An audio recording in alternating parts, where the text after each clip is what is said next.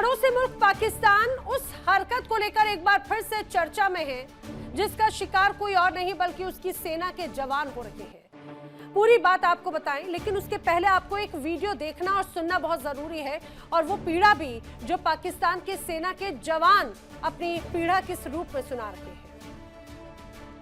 किस तरह बोल सकती है कि ये हमारे बंदे नहीं है, ये काट की आर्मी गई है ना, इन्होंने हमें बना के दिया है ना, हमने खुद तो थोड़ा बना लिया। ये शनाख्ती कार्ड मेरा देख ले, ये भी पाकिस्तान ने मुझे बना के दिया। ये अभी किस तरह कह रहे हैं कि ये हमारे बंदे नहीं है। मैं नहीं दरख्वास्त करता खुदा के लिए मेरा मालिक मजदूर है, मैं घर के बड़ा हूँ। इस बात को ना करे कि ये हमारे बंदे नहीं है। आप लोगों ने मुझे भर्ती क्यों किया था कि ये कहना था कि हमारे बंदे नहीं है। ये कार्ड किस चीज के लिए दिए ये देखो। आप लोग क्यों कह रहे कि ये वीडियो झूठी, ये वीडियो हकीकत है। का नाम क्या है? नाम दीदारुल्लाह। वालिद का नाम? निजारुल्लाह। इलाका? के पिशावर बुनेर। और आपने आर्मी कब ज्वाइन की? मैंने 2025 में। आपका रैंक कौन सा है? सिपाही। आप कौन से यूनिट से ताल्लुक रखते हैं? मैं 15 पे से ताल्लुक रखता हूँ 33 डेढ़ से। आपको आर्मी नंबर कौन सा है? मेरा आर्मी नंबर है 3416-653। आपको डिवीजन या ब्रिगेड कौन सा है? मेरा 33 डिवीजन है। आपने किस इलाके में ड्यूटी की है? मैंने सिर्फ पनाकिल में ड्यूटी की और इधर अभी खुजदार में आया 1.5 महीना हो गए। सुना आपने, पाकिस्तानी सेना ने अपनी कमजोरी को शर्मनाक तरीके से छिपाने की कोशिश की। पड़ोसी मुल्क पाकिस्तान अपनी हरकतों से कभी बाज नहीं आता। बलूचिस्तान में बीएलए ने दरअसल पाकिस्तानी सेना पर हमला किया, कुछ जवानों को बंधक भी बना लिया। अब बीएलए ने एक वीडियो जारी किया है जिसमें सेना के जवान पाकिस्तान से नाराज दिखाई दे रहे हैं। वीडियो में वो अपना आई कार्ड दिखाते दिखते हैं, अपनी यूनिट, ब्रिगेड की जानकारी सब कुछ दे रहे हैं, अपना पता तक बता रहे हैं। अब ये जवान सवाल पूछ रहे हैं कि पाकिस्तान की सेना आखिर क्यों उन्हें पहचानने से इनकार कर रही है।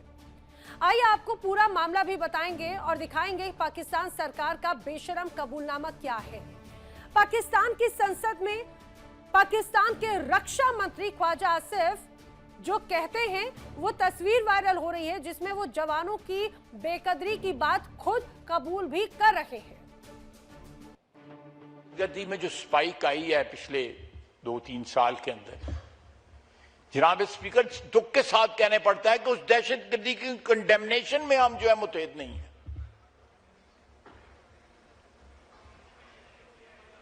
क्या वो जो बच्चे, चाहे वो जवान हैं या ऑफिसर्स हैं पाकिस्तान आर्मी के, आर्म फोर्सेस के,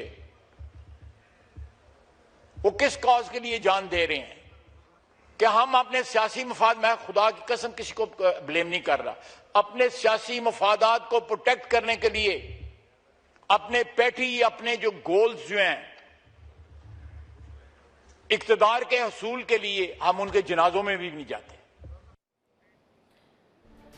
ख्वाजा आसिफ का ये जो कबूलनामा कहे या फिर ये जो बयान कहे वो वाकई में बड़ा शर्मनाक भी है। हालांकि ये शर्म उनके उस बयान में साफ तौर से समझ भी आ रही है। वो इस बात को बार बार दोहरा भी रखे हैं कि हम अपने जवानों को एक तरह से मरने के लिए छोड़ देते हैं, उनके जनाजों तक में नहीं जाते। जब आतंकी गतिविधियां या इस तरह के अगर कोई मामले सामने आते हैं तब पाकिस्तान अपने जवानों के साथ स्टैंड तक नहीं करता।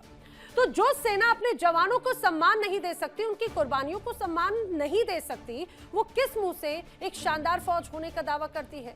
शाहबाज सरकार पाकिस्तान के सेनाध्यक्ष को फील्ड मार्शल फिर चीफ ऑफ डिफेंस स्टाफ बना सकती है, लेकिन जवानों की शहादत के साथ में चीप हरकतें करती है, और यही उसका एक जीता जागता उदाहरण है। अब बड़े सवाल है, क्या पाकिस्तान में सिर्फ सीनियर ऑफिसर, सिर्फ वरिष्ठ हुक्मरानों का ही सम्मान होता है और कुछ नहीं? क्या ख्वाजा आसिफ का बयान पाकिस्तान सरकार के शर्मनाक रवैये को बयान नहीं करता? क्या पाकिस्तान में आतंकियों के जनाजे में अधिकारी जा सकते हैं लेकिन सैनिकों के जनाजे में नहीं जाते? ये किस तरह से दोहरा रवैया है? और आखिर आसिम मुनीर कर क्या रखे हैं? चीफ ऑफ डिफेंस स्टाफ अगर कहते हैं तो उनके जो डिफेंस के स्टाफ हैं, क्या उन्हें यूं ही ये कहा जाए कि मरने के लिए छोड़ना चाहते हैं? ये अब उन्हें एक्सेप्ट तक नहीं करते, करेंगे चर्चा। खास मेहमानों का पैनल हमारे साथ में इस दौरान कनेक्ट हो रहा है, आइए आपको उनसे मिलवा देते हैं। रक्षा विशेषज्ञ रिटायर्ड मेजर जनरल अनुज माथुर मेरे साथ में कनेक्ट हो रहे हैं, रक्षा विशेषज्ञ रिटायर्ड कर्नल टीपी त्यागी कनेक्ट हो रहे हैं, बलूचिस्तान से बलोच पत्रकार अहमद मस्ती-खान मेरे साथ में कनेक्ट हो रहे हैं, पीएमएलएन के नेता डॉक्टर इरशाद अहमद भी मेरे साथ में कनेक्ट हो रखे हैं, साथ ही साथ मेरे साथ पाकिस्तान से जर्नलिस्ट नरीम जईम भी कनेक्ट हो रहे हैं। आप सभी खास मेहमानों का इस पूरी चर्चा में स्वागत है। लेकिन मैं चर्चा की शुरुआत डॉक्टर इरशाद अहमद आपसे करना चाह रही हूँ। ये जो वीडियो सामने आया है, मैंने दोनों वीडियोस दिखाए, एक तरफ चाहे बात ख्वाजा आसिफ साहब का वीडियो हो जो संसद में अपनी बात कहते हैं, सदन में बात कहते हैं, उनकी तकलीफ भी साफ तौर से नजर आती है, लेकिन दूसरी तरफ उन पाकिस्तान के सैनिकों का वीडियो भी जो चीख चीख कर कह रहे हैं कि भाई हम पाकिस्तान के सैनिक हैं, लेकिन क्या हमें मरने के लिए छोड़ दिया है हमारी सेना ने? बहुत शुक्रिया। मैंने आपका इंटरव्यू भी देखा, मैंने आपका बातें भी सुनी। आपने कहा कि अजीम और शानदार फौज कैसे, पहले तो उसका जवाब दूंगा कि शानदार फौज ने आपको, आपने मेरी बातें सुनी, लेकिन क्या इनकी पीड़ा और आंसू आपने सुने या नहीं सुने? आपके जो सैनिक हैं, पूरी बात करने दीजिए, मैं बड़े एहतराम से बोल रहा हूँ। देखिए, मैंने आपके मुंह से सुना कि शानदार फौज, वाकई शानदार फौज है, सिंदूर लगाने के बाद अजीम से अजीम तर फौज है, और फील्ड मार्शल हाफिज सैयद आसिम मुनीर साहब अपने सैनिकों की बड़ी हिफाजत करना जानते हैं। जो हमारे फौजी शहीद होते हैं, उन शोहदा का जितना एहतराम, जितना उनको प्रोटोकॉल दिया जाता है, शायद आपने सोचा भी ना हो। देखिए, आप मेरे फौज के बारे में बात करते हैं, आप मेरे इदारों के बारे में बात करते हैं, आप अपने लोगों के बारे में क्यों नहीं करते? आपको, मैं आज देख रहा था तज्जिया कि 17 लाख लोग आपके हिंदुस्तान में सिर्फ फिजाई आलूदगी से मर जाते हैं, और आपको मेरे फौजियों की फिक्र क्यों पड़ी हुई है? हम अपनी फौज की हिफाजत, फौज हमारी हिफाजत करती है, हम क्या हिफाजत करेंगे? फौज हमारी हिफाजत करती है, पाकिस्तान की फौज हिफाजत करती है मेरी सरहदों की। मेरे जवान दहशतगर्दी का मजा चखाते हैं हिंदुस्तान को, हिंदुस्तान के दहशतगर्दों को। देखिए, आप ये जो बातें करते हैं, ये जो प्रोपेगेंडा मेरी फौज के खिलाफ करते हैं, खुदारा इससे बस आ जाइए, बस कर दीजिए और बाज आ जाइए ये बातें करने से। हमें मालूम है कि कितनी ताकतवर फौज है मेरी। आज देखिए, कल का ट्रंप का बयान देखिए, मैंने लास्ट प्रोग्राम में आपको मार दिया गया है तुम्हारे देश के अंदर। आगे पूरा बोलने दीजिए। देखे शोर हो गया, पूरा मुझे बोलने दीजिए, मैं आप लोगों के दरमियान में नहीं बोलूंगा। देखे मुझे बोलने दीजिए, फिर आप बोलिएगा। इरशाद अहमद, लेकिन आप पीएमएलएन के, जिस पार्टी की सरकार है पाकिस्तान में, आपकी बात बड़ी जिम्मेदारी वाली होनी चाहिए। इतनी ओछी या सतही बातें करके आप अपने सैनिकों को एक बार फिर से कहा जाए कि बदनाम कर रहे हैं और कुछ नहीं। आप बड़ी बड़ी बातें कर लेंगे कि आपकी शहादत, आपके सीडीएफ आसिम मुनीर, अरे सिंदूर सुनिए जरा से, उस सिंदूर का मजा ना आपको कई बार उसका स्वाद भी चखा चुकी है भारतीय सेना, उस पर ना जाए तो ज्यादा बेहतर है। टीपी त्यागी जी बेहतर तरीके से जवाब देंगे जो बात कह रहे थे, फिर मैं अनुज जी का भी रुख कर रही हूँ। जी देखिए, मैं ये कह रहा हूं कि हम अपनी तरफ से कुछ नहीं कह रहे। इरशाद साहब, आपके ही जो डिफेंस मिनिस्टर हैं, उन्होंने पहले तो ये कहा, इतना बयान कि साहब हमको तो अमेरिका ने टॉयलेट, पहले टिश्यू पेपर कहा, फिर टॉयलेट पेपर कहा, फिर कहा टॉयलेट पेपर से भी ज्यादा खराब स्थिति में लाके छोड़ दिया है। आज वो ये कह रहे हैं कि हमारी पाकिस्तान की आर्मी हमारे सिपाहियों के जनाजे में नहीं जाती, और वो आतंकियों के जनाजे में तो जाती है। सर, हमने देखा था ऑपरेशन सिंदूर के बाद जो आपके सैकड़ों आतंकी मारे गए थे, उनके जनाजे में तो गए थे। उन्होंने फिर ये भी कहा, सर सुनिए, देखिए, वो दहशतगर्द नहीं थे, वो मासूम बच्चियां, खवातीन थी, जिसको मस्जिद पे आप लोगों ने दहशतगर्दी की थी, मस्जिद में दहशतगर्दी की थी आपने। उन्होंने आपके लिए क्या कहा? अरे कारगिल के युद्ध में तुमने क्या किया था? तुम्हारे सैनिक जो है, तुम्हारे सैनिक मरे पड़े थे, और तुमने कहा नहीं जी, ये हमारे सैनिक नहीं है जी। जब उनके जेब में से उनके आइडेंटिटी कार्ड निकले, तब आपको देखने के लिए जगह नहीं थी, और हमने तो आपके ऊपर मेहरबानी की कि युद्ध जीतने के बाद भी हमने आपको एक सेफ कॉरिडोर दे दिया कारगिल से बाहर जाने के लिए। लेकिन आज जो उन्होंने एक बात कही है, वो बड़ी, कल भी ट्रंप ने बोला, क्या बोला आपको मालूम है? उन्होंने कहा 10 नहीं 12 जहाज गिरे हैं, तो शर्म करिए आप।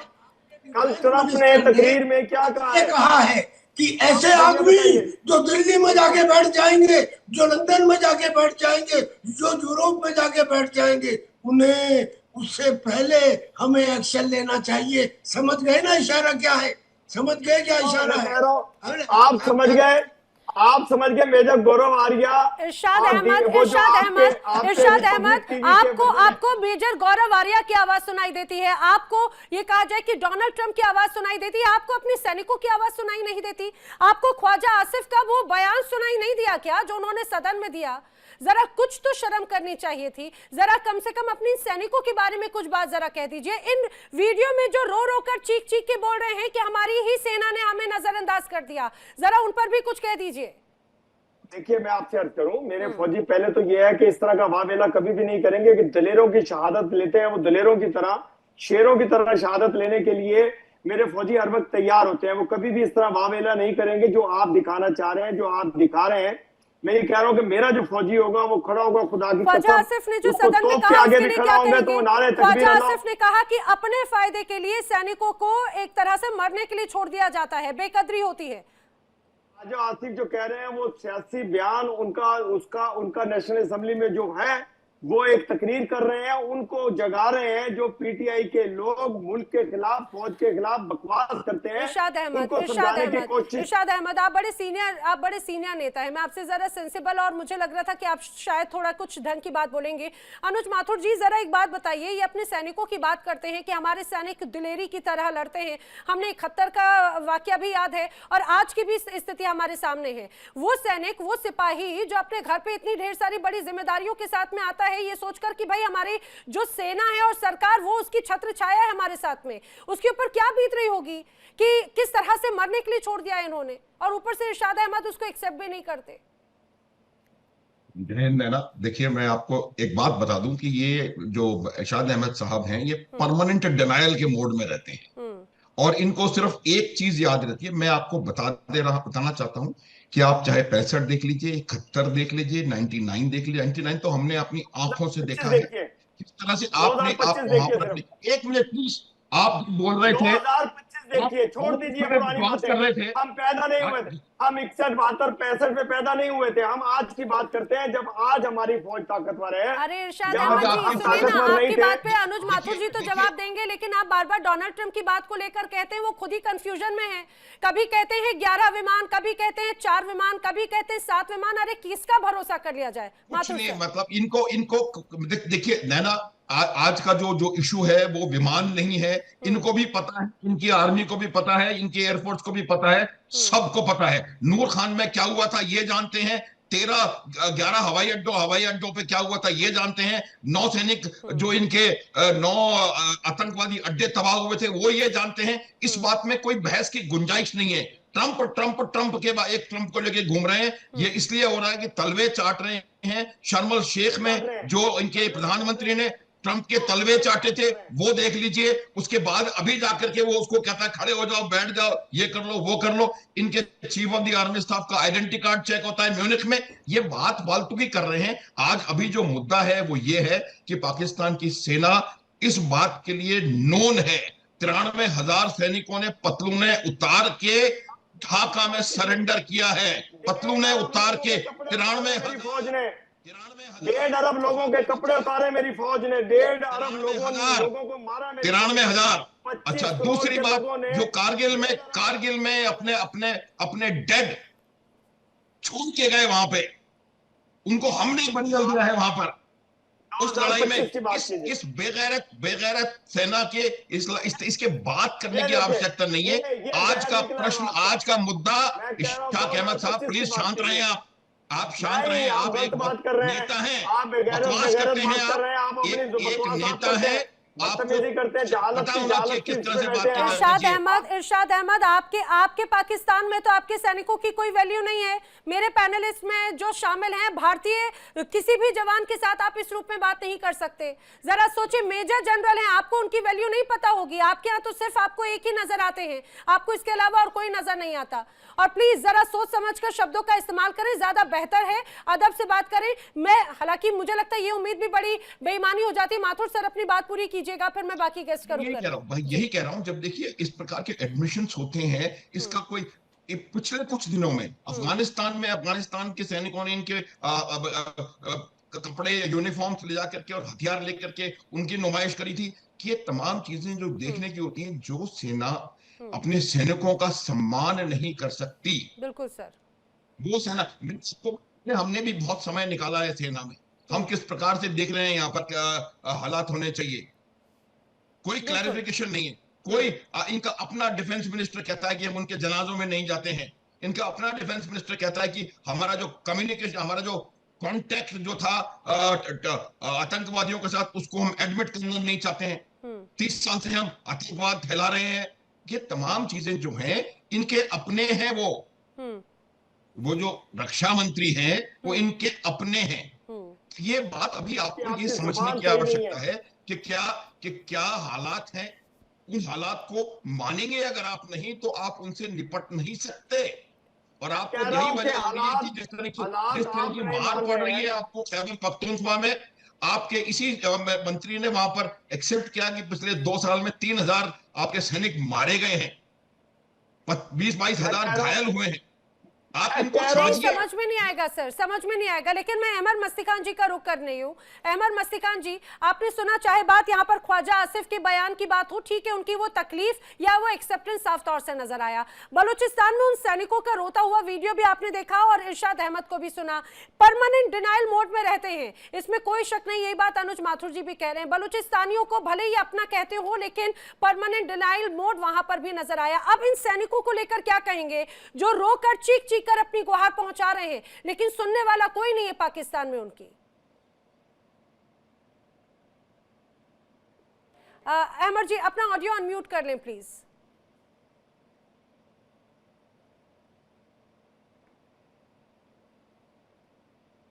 जी जी जी, आपका बहुत बहुत शुक्रिया। नमस्कार। बलूचिस्तान सब्ज़बात, भारत माता की जय। मुझे आप वक्त देते हैं, मैं आपका बहुत मशहूर हूँ। जी सर। ये पाकिस्तान की दरिंदा फौज, इंतहाई कावड़ली फौज, इनके पास इस वक्त हमारे महिलाओं को इन्होंने कब्जा किया हुआ है। हमारे महिलाओं को माजबीन, हानी, हैरुन्निसा, नसरीन, रहीमा, आजरा, फरजाना, ये बलूच लड़कियां हैं। इनको ये इल्म नहीं है कि बलूचों के लिए औरतों का मामला कितने बड़े गैरत का होता है मामला। और इन बेगैरतों ने हमारे घर में आके घुस के, हम इनके घर में नहीं गए हैं, ये बाहर से आए हुए हैं। ये फितना अमरीकी साम्राज्य बाहर से हमारे सरजमीन से बाहर से उठ के आए हैं। कतार में जिंदाबाद, पाकिस्तान जिंदाबाद, पाकिस्तान जिंदाबाद, पाकिस्तान जिंदाबाद। देखिए इंडिया डेली 24/7 अब आपकी स्मार्ट टीवी पर।